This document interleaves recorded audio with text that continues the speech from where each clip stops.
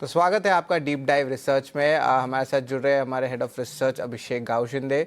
अभिषेक, दो कंपनीज हैं I think deep dive research होने वाली है। एक है ओला इलेक्ट्रिक, दूसरा है प्रेस्टीज एस्टेट्स।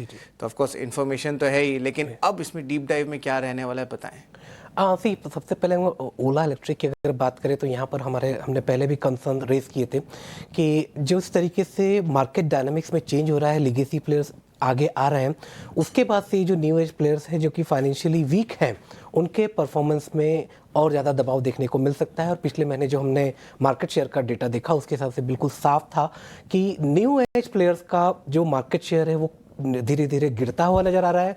लीगेसी प्लेयर्स का मार्केट शेयर इस दौर में बढ़ता हुआ दिख रहा है। और अगर ये ट्रेंड कंटिन्यू रहता है तो आने वाले दिनों में मार्केट शेयर जो इस समय है न्यू एज प्लेयर्स का, स्पेशली ओला जैसे प्लेयर्स का, वो यहाँ से और भी ज़्यादा गिर सकता है। हाल ही के दिनों में हमने कल देखा कि कुछ बड़ी ब्लॉक डील्स भी हुई हैं इसमें, और इन ब्लॉक डील्स के बाद जो एग्जिस्टिंग इन्वेस्टर्स हैं वो भी अगर बाहर जा रहे हैं तो स्टॉक का जो परफॉर्मेंस है उसमें टेक्निकली भी एक वीकनेस यहाँ से भी देखने को मिल सकती है अगर फाइनेंशियल्स में इमीडिएटली कोई बहुत ज़्यादा इंप्रूवमेंट नहीं आता है। दूसरा एक कंसर्न जो ईवी सेगमेंट पे आ रहा है वो रेयर अर्थ मेटल मैग्नेट को लेकर आ रहा है, जो कि हम चाइना से इंपोर्ट करते हैं, और उसमें वहाँ पर कुछ चाइना ने रिस्ट्रिक्शंस लगाए हैं। बजाज ऑटो ने चिंता जाहिर की है कि अगर ये सप्लाई चेन सिस्टम में इंप्रूवमेंट नहीं आता है तो जुलाई के मंथ में प्रोडक्शन, ईवी सेगमेंट के प्रोडक्शन पे इम्पैक्ट पड़ सकता है। और अगर ऐसा होता है तो न्यू एज प्लेयर्स जिसमें कि ओला भी शामिल है, उनके प्रोडक्शन पे जो इम्पैक्ट आएगा उसका जो ओवरऑल प्रभाव होगा वो बहुत ज़्यादा होगा, क्योंकि लेगेसी प्लेयर्स के पास पे आईसी का अच्छा खासा पोर्टफोलियो है और वो उसके जरिए जो है अपनी सेल्स को मेंटेन कर सकते हैं। बट अगर प्रोडक्शन सप्लाई चेन में अगर दिक्कत आती है, प्रोडक्शन वीक होता है, तो उसका जो नेगेटिव इम्पैक्ट जो है वो न्यू एज प्लेयर्स जिसमें कि ओला भी उन पर बहुत ज़्यादा हो सकता है।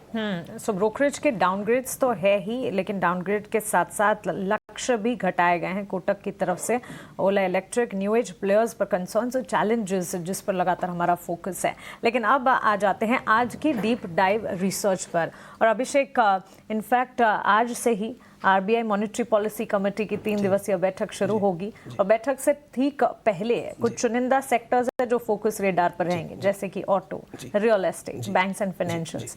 ब्याज दरों में कटौती की उम्मीद से आज कौन सा स्पेस, रियल एस्टेट सेक्टर पर फोकस है आपका? जी हाँ, इसी मद्देनजर जो हमने रियल एस्टेट का स्टॉक चुना है। और बट इसके प्रेस्टीज एस्टेट को चुनने की दूसरी वजह ये भी है कि इसका एक यूनिक बिजनेस मॉडल है, वेल डाइवर्सिफाइड बिजनेस मॉडल है इन टर्म्स ऑफ ज्योग्राफी और इन टर्म्स ऑफ सेगमेंट।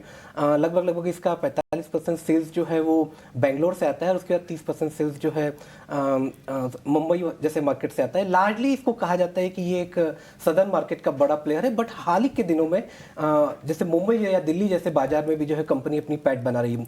दूसरा इसके बिजनेस मॉडल में यूनिकनेस है कि ये एक वेल डाइवर्सिफाइड पोर्टफोलियो है जो कमर्शियल, रिटेल, रेजिडेंशियल, ऑफिसेज, तकरीबन सारे वो स्पेसेस को कैटर करता है, जहां से जिसकी वजह से जो साइक्लिसिटी होती है इस रियल एस्टेट बिजनेस में उसका प्रभाव इस पर थोड़ा कम पड़ता है। तीसरी अहम बात इसके बिजनेस मॉडल में ये कि प्रीमियम सेगमेंट को कैटर करता है, तो वहां पर जो अफोर्डेबिलिटी वाला इशू है उसका उतना इम्पैक्ट नहीं पड़ता। और अगर ब्याज दरों में कमी आती है तो ये माना जाता है कि इसके कारण जो आपका प्रीमियम सेगमेंट का जो कस्टमर है, अगर वो कॉस्टिंग की वजह से अगर पीछे है, तो हो सकता है कि जो overall population for this segment है प्रीमियम सेगमेंट की, उसमें भी बढ़त आ सकती है। तो इस लिहाज से हमने आज जो बात करना चाहा है वो प्रेस्टीज एस्टेट पर बात करने के लिए चुना है।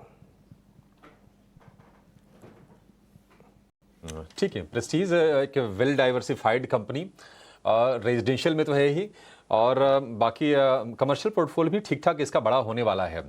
मैं एक डेटा भी पढ़ रहा था अभिषेक कि FY26 में करीब 42,000 करोड़ रुपए के हाउसिंग प्रोजेक्ट्स कंपनी लेकर आने वाली है।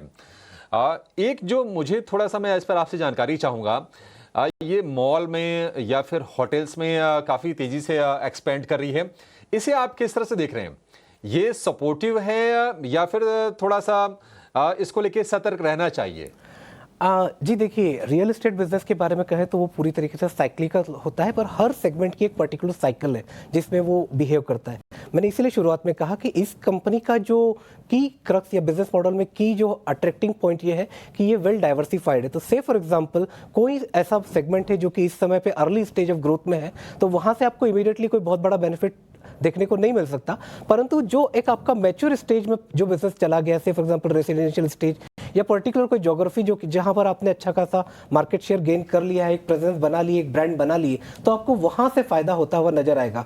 तो इसलिए अगर ये मॉल वाले स्पेस या जो आपके कमर्शियल स्पेस में अगर प्रेजेंस बढ़ा रहा है, तो हो सकता है कि साइक्लिसिटी के साथ में उस पर किसी दौर में आपको ऊपर नीचे कुछ होता हुआ दिखाई दे, परंतु जो दूसरे उसके सेगमेंट हैं वो उसकी भरपाई कर लेंगे। तो इस लिहाज से compare to other premium players ये जो स्टॉक है उसमें थोड़ी सी पॉजिटिविटी दिखाई देती है। बिल्कुल बिल्कुल।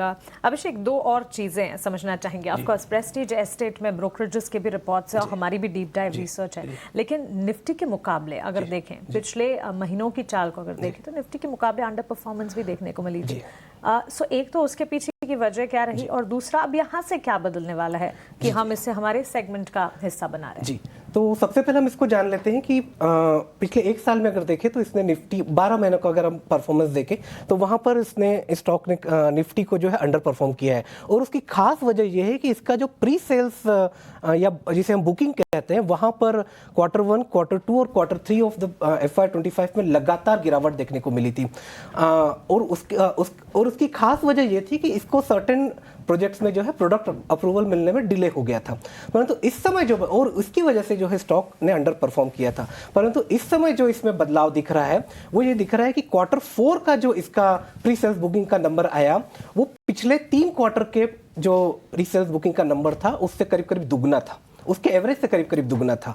दूसरी बात, यहाँ से जो है इसके परफॉर्मेंस में जो है ट्रैक्शन आने की उम्मीद इसलिए ज़्यादा बढ़ जाती है कि कंपनी ने आने वाले दिनों के लिए जो गाइडेंस दिया है वो काफ़ी स्ट्रॉन्ग दिया है। तो कंपनी के हिसाब से जो 7,000 करोड़ के आसपास का प्री बुकिंग या प्री सेल्स Q4 में देखने को मिला था, तो कंपनी उम्मीद कर रही है कि Q1 में वो बढ़कर 12 से 13 हजार करोड़ रुपए हो जाएगा। अगर ये 12 से 13 हजार करोड़ रुपए के आसपास का pre sales booking number Q1 में आप देखते हैं तो ये पिछले साल के मुकाबले 4x काइंड ऑफ ग्रोथ देखने को मिलेगा। और हम रियल एस्टेट में देखते हैं कि यहाँ पर किसी क्वार्टर में लंपीनेस आती है नंबर्स में और परफॉर्मेंस में, तो वो परफॉर्मेंस की जो लंपीनेस है वो हम Q1 के नतीजों में देख सकते हैं। इस उम्मीद के बाद से बाजार में भी और इन्वेस्टर एनालिस्ट फ्रेटर्निटी में भी जो कंपनी को लेकर जो थॉट प्रोसेस था उसमें बदलाव आ रहा है। इसके अलावा कंपनी की योजना है कि अगले साल करीब करीब 42,000 GDV के प्रोजेक्ट्स को वो लॉन्च करेगा।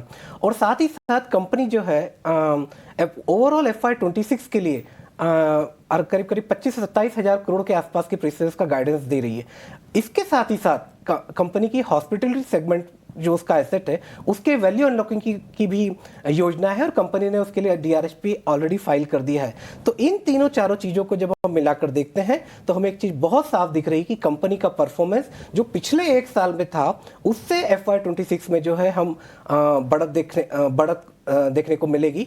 और जो पिछले प्रोजेक्ट्स कंपनी के जो चलते आ रहे थे, हो सकता है कि वो भी अगर रेवेन्यू में टर्न हो तो अगले 2 साल में स्ट्रीट जो एस्टिमेट कर रहा है वो 2x काइंड ऑफ ग्रोथ इसकी सेल्स में एक्सपेक्ट कर रहा है। और अगर ये सारी चीजें जिस समय टेबल पर आएंगी आपके सामने परफॉर्मेंस में दिखेंगी तो स्टॉक का परफॉर्मेंस बिल्कुल यहाँ से बेहतर होने की संभावना बढ़ जाती है। क्योंकि इस समय भी मैं बता दूं तो स्टॉक जो है अपने 52 वीक हाई से या अपने उच्चतर इस तरह से करीब करीब 20% की डिस्काउंट पे ट्रेड कर रहा है। तो ये जो गैप है ये ओवर द पीरियड जो है इम्प्रूव हो सकता है। अगर मैं EV बाय इसके जो FY26 का जो प्री सेल्स का गाइडेंस है उसको भी अगर डिस्काउंट करूँ तो 2.8 टाइम्स के आसपास होता है, तो क्वाइट वैल्यूएशन के हिसाब से वहाँ पे रिजनेबल हो जाता है। बिल्कुल 2x kind of a growth, यानी ग्रोथ दोगुना होने की संभावना।